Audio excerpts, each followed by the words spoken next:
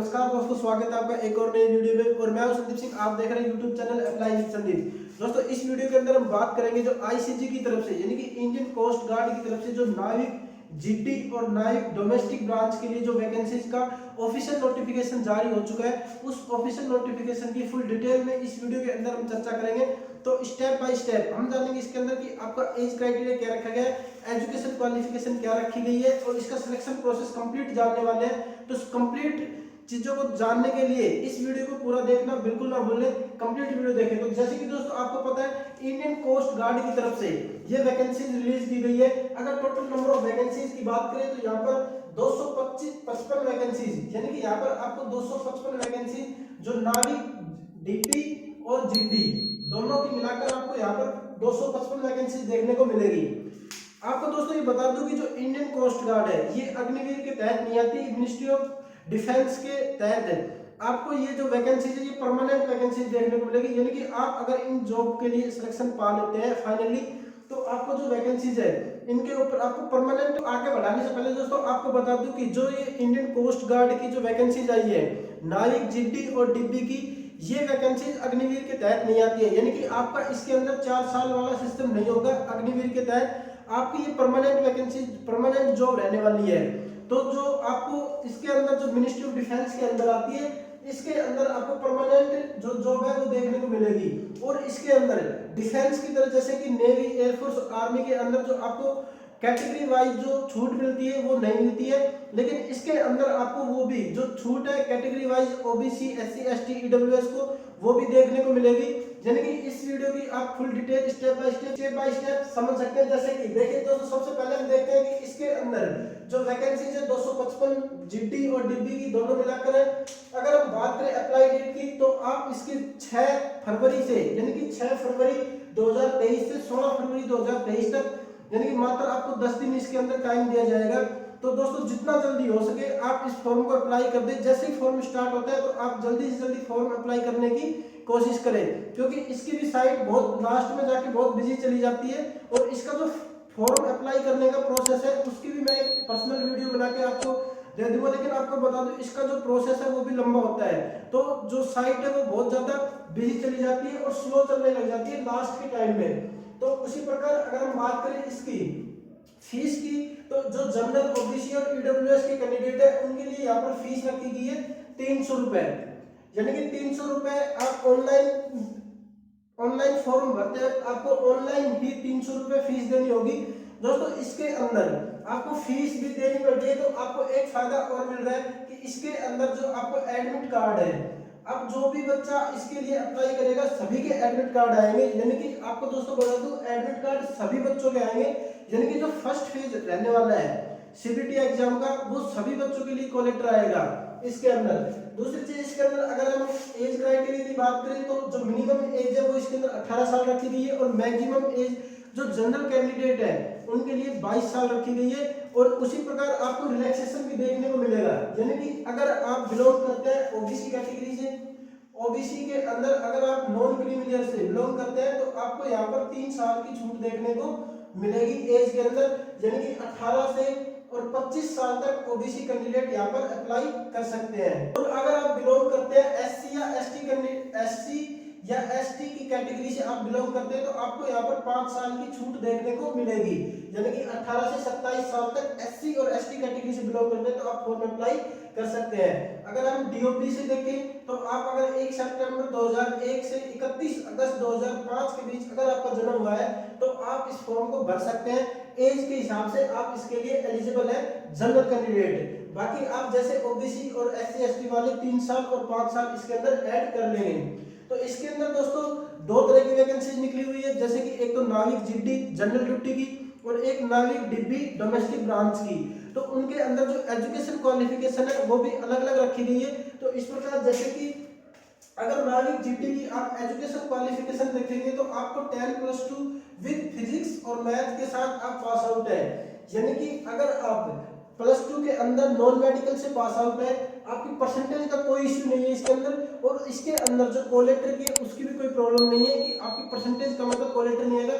Collector आपके admit card जो first phase का है वो आपका सभी का आएगा। तो अगर आपकी कोई भी परसेंटेज हो, अगर आप 12th पास है रिकॉग्नाइज बोर्ड से, नॉन मेडिकल से, यानी कि फिजिक्स और मैथ आपके पास है तो आप इस फॉर्म को अप्लाई कर सकते हैं जनरल ड्यूटी के लिए, यानी कि नाविक जिड्डी के लिए। आप देख रहे हैं दोस्तों, जो नाविक जिड्डी के वैकेंसी भी आपको नाविक जिड्डी के लिए ही यहाँ पर सबसे ज्यादा देखने को मिलेगी। दूसरी जो वैकेंसी है नाविक डोमेस्टिक ब्रांच की, तो इसके अंदर अगर आप इंडिया में किसी भी रिकॉग्नाइज बोर्ड से मात्र 10th पास है तो आप इस फॉर्म को अप्लाई कर सकते हैं। इसके अंदर कोई परसेंटेज का कोई इशू नहीं रहने वाला है। अगर आप पास है, मात्र पास है, तो भी आप इस फॉर्म को अप्लाई कर सकते हैं नाविक डोमेस्टिक ब्रांच के लिए।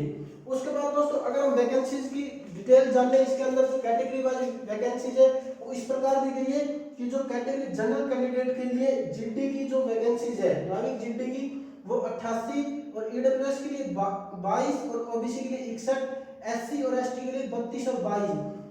यानी कि अगर हम बात करें नाविक जीडी की टोटल वैकेंसी की तो 225 यहाँ पर रहने वाली है सभी कैटेगरी को मिलाकर। यहाँ पर सभी कैटेगरी का अलग अलग वैकेंसी देख सकते हैं। उसी प्रकार अगर डोमेस्टिक ब्रांच की यानी कि नाविक डिप्टी की वैकेंसी देखेंगे तो आपको यहाँ पर टोटल जो सभी कैटेगरी की वैकेंसीज मिलाकर 30 वैकेंसीज आपको यहाँ पर देखने को मिलेगी।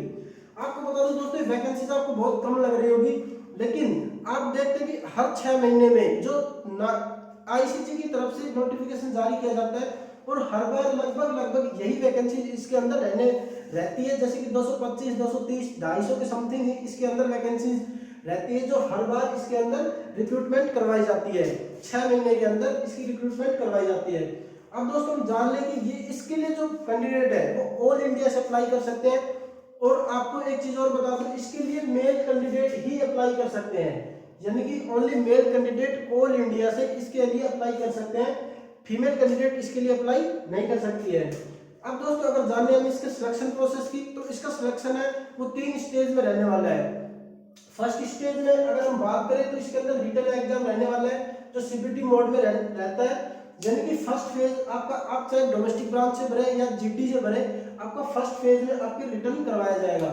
उसके बाद इसके अंदर जो फर्स्ट फेज को क्वालिफाई कर जाता है उसके बाद उसको पीएफटी यानी कि फिजिकल फिटनेस टेस्ट और डॉक्यूमेंट वेरिफिकेशन के लिए बुलाया जाता है और उसके बाद लास्ट जो इसका मेडिकल करवाया जाता है और इसका मेडिकल है वो आईएनएस चिल्का पर करवाया जाता है। तो दोस्तों जैसे कि हम अगर इसके फर्स्ट स्टेज की बात करें, यानी कि जो फर्स्ट स्टेज के अंदर जिसके अंदर आपका रिटन एग्जाम दिया गया है, तो अगर हम इसके अंदर रिटन एग्जाम की बात करें और उसके सिलेबस की बात करें तो उनसे पहले दोस्तों सबसे पहले मैं आपको बता दूं इसके अंदर जो फर्स्ट स्टेज रहने वाली है उसके अंदर 2 सेक्शन आपके यहाँ पर डिवाइड किए गए हैं। जो सेक्शन है वो इस प्रकार है कि अगर आपको जो सेक्शन है वो एग्जाम के हिसाब से यहाँ पर बटे हुए हैं, लेकिन अगर आप जीडी के लिए जनरल ड्यूटी के लिए अगर आप अप्लाई कर रहे हैं तो आपको दोनों सेक्शन में पास होना और दोनों सेक्शन के आपको एग्जाम देने जरूरी है। और अगर आप ओनली डीपी के लिए अप्लाई कर रहे हैं यानी कि आप डोमेस्टिक ब्रांच के लिए अप्लाई कर रहे हैं तो आपको सिर्फ सेक्शन फर्स्ट का ही क्वालिफाई करना होगा। तो जैसे कि दोस्तों हम देखें कि सेक्शन फर्स्ट के अंदर जो सिलेबस दिया गया है उसके अंदर आपको 60 क्वेश्चन दिए गए हैं और 60 मार्क्स के रहने वाले हैं। और टाइम की बात करें तो यहाँ पर 45 मिनट का आपको टाइम दिया गया है। सब्जेक्ट की बात करें तो इसके अंदर जो सब्जेक्ट है यानी कि जो फर्स्ट सेक्शन है इसके अंदर इस फर्स्ट सेक्शन में जीडी और डीपी दोनों को देना है। तो जो जीडी वाले बच्चे हैं वो इसके अंदर जैसे कि general math, general science, general English और रीजनिंग और जीके यहाँ पर रहने वाली है। अगर मैथ्स की बात करें तो 20 क्वेश्चन रहने वाले हैं, साइंस की बात करें तो 10 क्वेश्चन यहाँ पर रहने वाले हैं, इंग्लिश की बात करें तो 15 क्वेश्चन, रीजनिंग के 10 क्वेश्चन और जीके के 5 क्वेश्चन यहाँ पर रहने वाले हैं। पर क्वेश्चन 1 नंबर का रहने वाला है।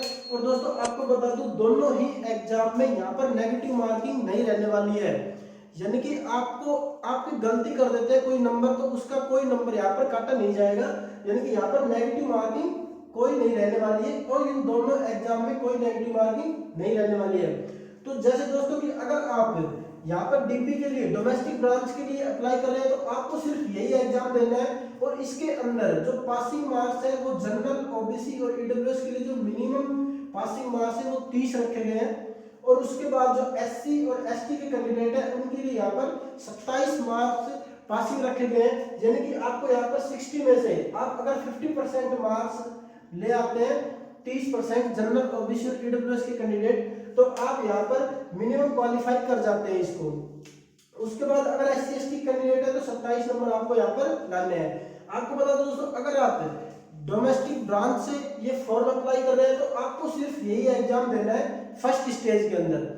दूसरी चीज, अगर आप जीडी के लिए यानी कि नाविक जनरल ड्यूटी के लिए अगर आप फॉर्म अप्लाई कर रहे हैं तो आपको दूसरा जो सेक्शन 2 है इसके भी एग्जाम देना होगा, जिसके अंदर 50 क्वेश्चन रहने वाले, 50 नंबर के रहने वाले। और टाइम की बात करें तो इसके अंदर 30 मिनट का टाइम यहाँ पर दिया जा रहा है। इसके अंदर जो आपका जो 11th और 12th का मैथ और फिजिक्स होता है उसके अंदर से क्वेश्चन आते हैं और दोनों में से 25-25 क्वेश्चन पूछे जाते हैं। जैसे कि दोस्तों टेक्निकल मैथ और टेक्निकल फिजिक्स यहाँ पर लिखी गई है। तो जो टेक्निकल मैथ और फिजिक्स है ये आपको 11th और 12th में से देखने को मिलेंगे। 25-25 क्वेश्चन आपको देखने को मिलेंगे 50 नंबर के।